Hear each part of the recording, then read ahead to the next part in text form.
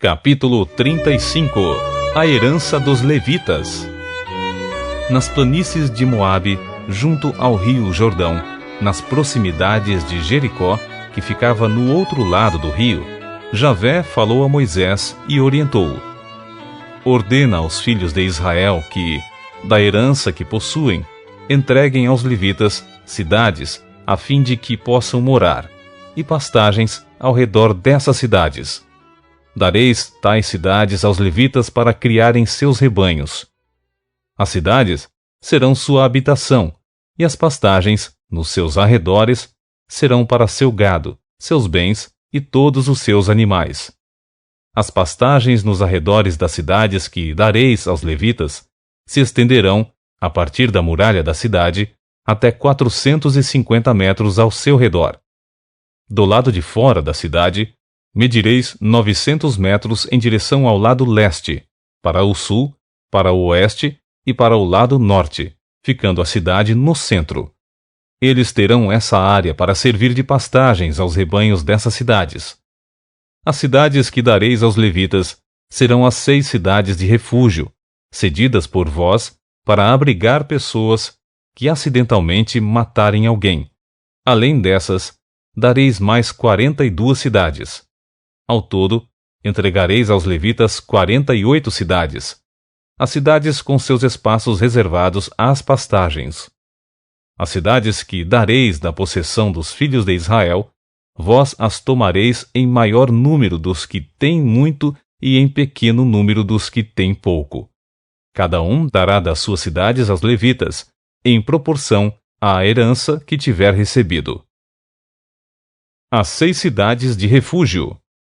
Então o Senhor falou a Moisés e lhe ordenou: fala assim aos israelitas: quando tiverdes passado o Jordão para a terra de Canaã, escolhereis cidades, das quais fareis cidades de refúgio, onde possa refugiar-se o homicida que tenha matado alguém sem intenção ou inadvertidamente. Essas cidades vos servirão de refúgio contra o vingador do sangue, e o homicida não deverá morrer antes de ter comparecido para o devido julgamento, diante da congregação israelita. As cidades que dareis serão para vós 6 cidades de refúgio. Designareis 3 cidades deste lado do Jordão, e 3 outras do lado de Canaã. Tanto para os israelitas como para o estrangeiro e para aquele que mora no meio de vós, essas 6 cidades servirão de refúgio, onde possa se refugiar aquele que matar alguém, involuntariamente. Entretanto, se feriu alguém com um objeto de ferro, e disso resultou a morte dessa pessoa, é um assassino. E, portanto, o homicida terá de ser executado.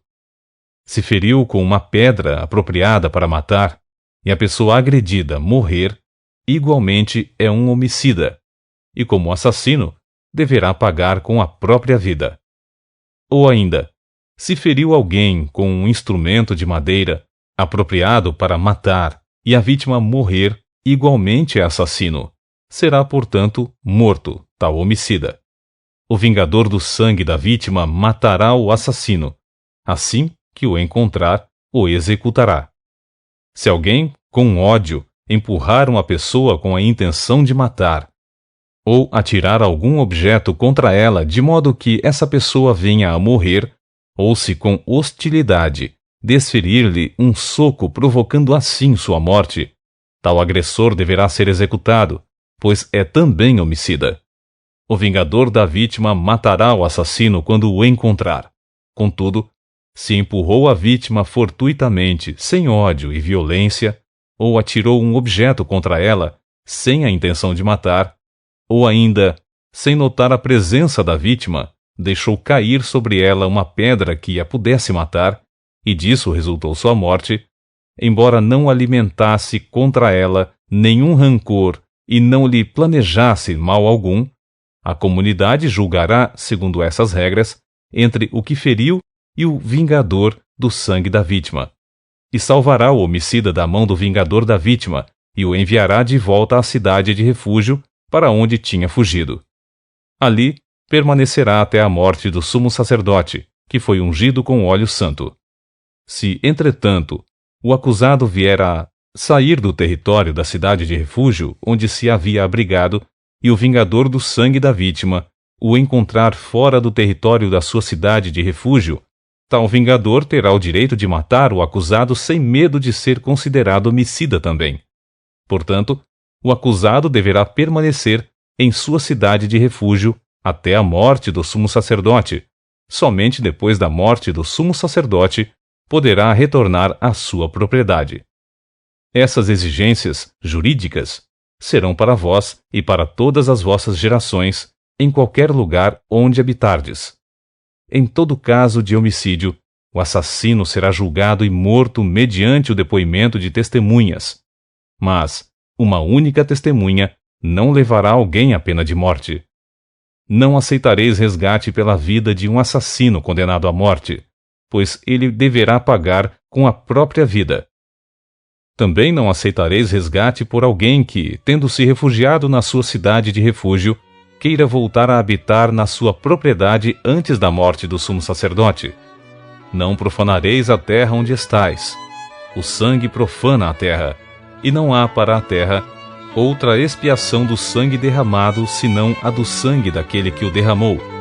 Não tornareis impura a terra onde habitais, e no meio da qual eu habito, porquanto eu, Javé, o Senhor, habito no meio dos filhos de Israel.